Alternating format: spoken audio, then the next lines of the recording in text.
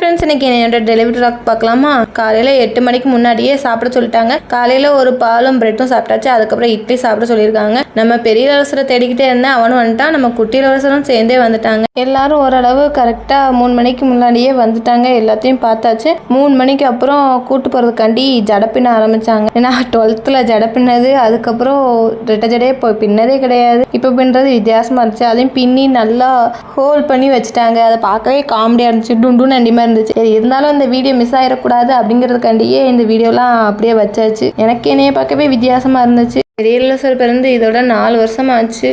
எப்படி நேரம் போச்சுன்னே தெரியல. டக்குன்னு நேரமும் போயிடுச்சு. இப்போ நம்ம குட்டி இளவரசரும் பிறந்துட்டாங்கன்னா நம்ம பெரிய இளவரசரை பார்க்கறதுக்கு டைமே இருக்காது.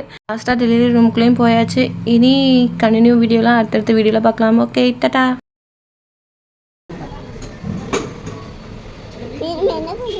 மீனமா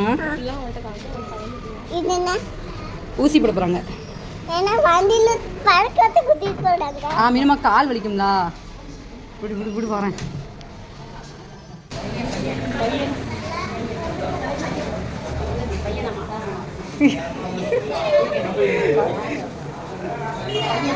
தம்பி பாப்பா.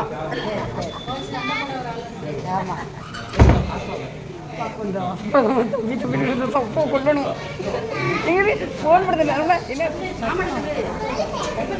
தள்ளு வீடியோ தெரிய மாட்டேங்குது.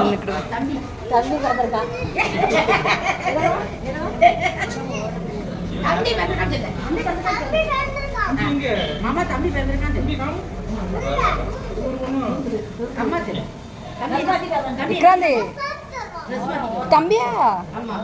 ஐயாவோ